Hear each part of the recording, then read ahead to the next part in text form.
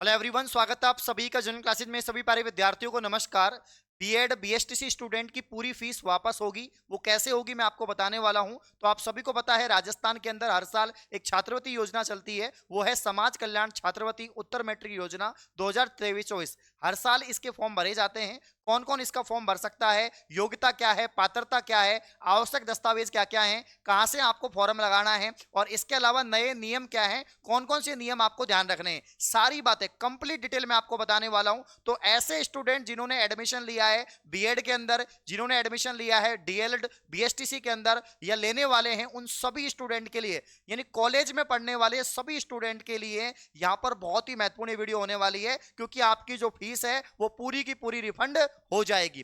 तो आइए वीडियो को स्टार्ट करते हैं। सबसे पहले हम बात करते हैं दोस्तों कि कौन सा डिपार्टमेंट इस छात्रवृत्ति योजना को देता है। तो वो है समाज कल्याण डिपार्टमेंट जो आपकी छात्रवृत्ति योजना को देता है। छात्रवृत्ति योजना का नाम है उत्तर मैट्रिक छात्रवृत्ति योजना। हर साल इसके फॉर्म आते हैं और इसी मंथ मतलब आपके अगस्त या सितंबर मंथ के आसपास इसके फॉर्म निकलते हैं। अब यहां पर हम बात करते हैं कि पहला जो आपका पॉइंट है वो है कौन भर सकता है, कौन कौन से स्टूडेंट इस छात्रवृत्ति योजना के फॉर्म में भाग ले सकते हैं, फॉर्म को लगा सकते हैं। मैं आपको बता देता हूं। अगर आप यहां पर एससी कैटेगरी से हैं, अगर आप यहां पर एसटी कैटेगरी से हैं, आप यहां पर जो है ओबीसी बीपीएल से हैं, इसके अलावा आप एसबीसी कैटेगरी से हैं या आप इसके अलावा जो है ईबीसी कैटेगरी से हैं, तो आप लोग यहां पर फॉर्म लगा सकते हैं।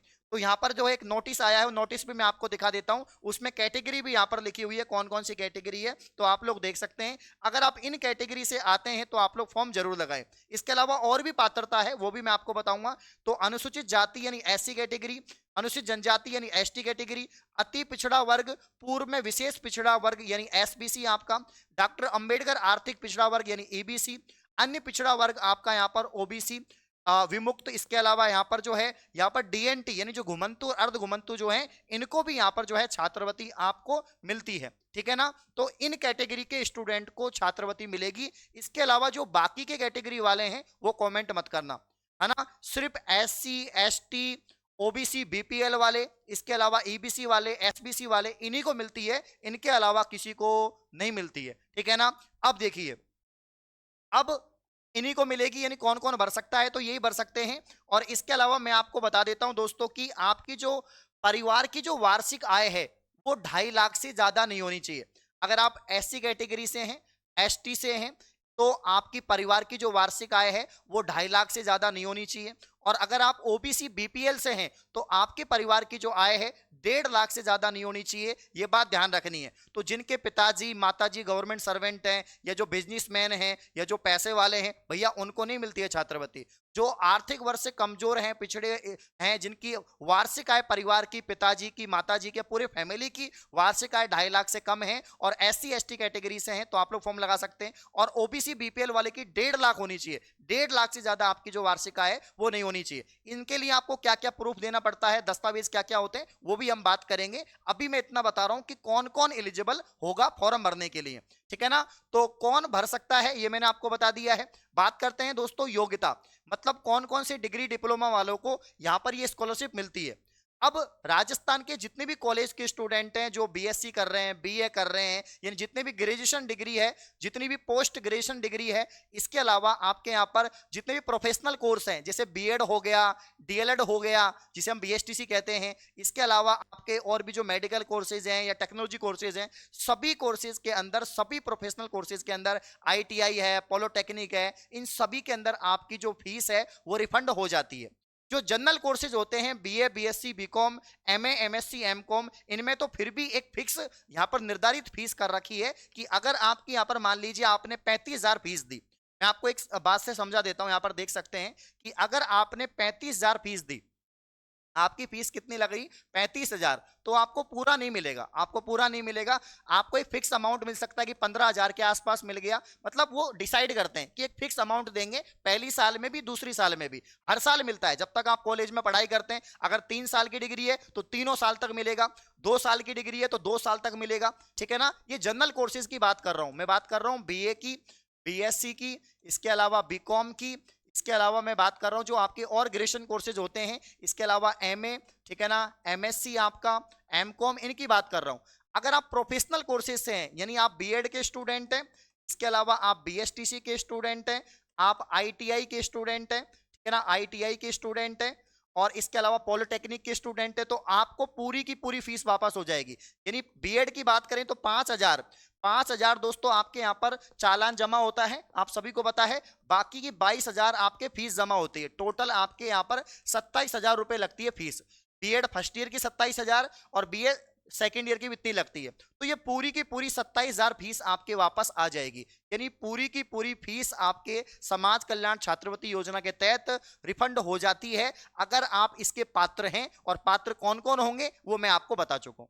समझ में आ गई? तो हर साल फॉर्म लगते हैं, हर साल ये फीस रिफंड हो जाती है, और तुरंत फॉर्म भरा, ज्यादा समय नहीं, आजकल तुरंत आ जाती है, क्योंकि ऑनलाइन सिस्टम हो गया। पहले तो ऑफलाइन सिस्टम था, आज से 4 साल 5 साल पहले, अब ऑनलाइन है तो तुरंत आ जाती है। हाँ, हो सकता है 2 किस्तों में आए, 2 किस्तों में आ सकती है ना, 2 किस्तों में आती है, पहली किस्त में और दूसरी किस्त में, तो 2 टुकड़ों में आ सकती है, लेकिन आ जाती है, पूरी की पूरी आ जाती है।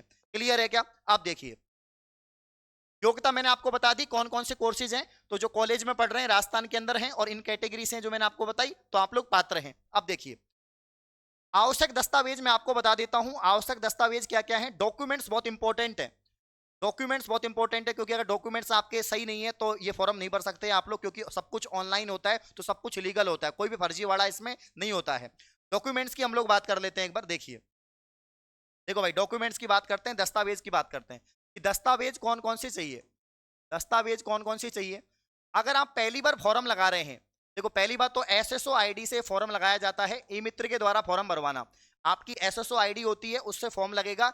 ई मित्र के द्वारा फॉर्म भरवाना, ध्यान रखना, खुद मत भरना, गलती हो जाएगी, क्योंकि सारे डॉक्यूमेंट्स अपलोड होते हैं।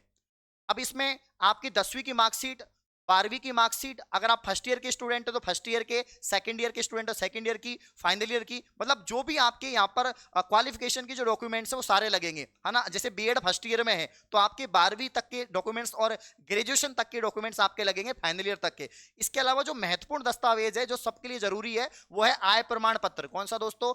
आय प्रमाण पत्र। आपके पिताजी या आपके माताजी का आय प्रमाण पत्र होना चाहिए, जो भी घर में कमाने वाला है उसका प्रमाण पत्र होना चाहिए। तो पिताजी का आय प्रमाण पत्र होना चाहिए, और उनकी जो आय है वो 2.5 लाख से ज्यादा नहीं होनी चाहिए। किससे दोस्तों? 2.5 लाख से ज्यादा उनकी आय नहीं होनी चाहिए। इसका प्रमाण पत्र आपको देना पड़ेगा। इसमें 2 गवाह के साइन होते हैं, नोटरी होते हैं, तब जाके जमा होता है।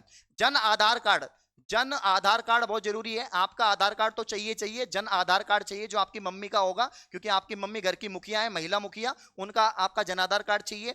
बाकी के जो आपका आधार कार्ड है आपका, इसके अलावा मूल निवास है, जाति प्रमाण पत्र है, ये सारे के सारे डॉक्यूमेंट्स क्या होते हैं? अपलोड होते हैं, ठीक है ना। तो 10वीं 12वीं की मार्कशीट, ग्रेजुएशन की मार्कशीट जो भी आपके पास में है, इसके अलावा आय प्रमाण पत्र, आपके जन आधार कार्ड, आपका खुद का आधार कार्ड, फोटो, और ये सारे डॉक्यूमेंट्स आपके अपलोड होते हैं। ये बात आपको ध्यान रखनी है, ठीक है ना। अब देखिए, अब जो अपना अगला पॉइंट है वो है यहाँ पर कहां से भरें। तो मैंने आपको बता दिया कि एसएसओ आईडी से भरना है आपको, और ई मित्र से भरना है।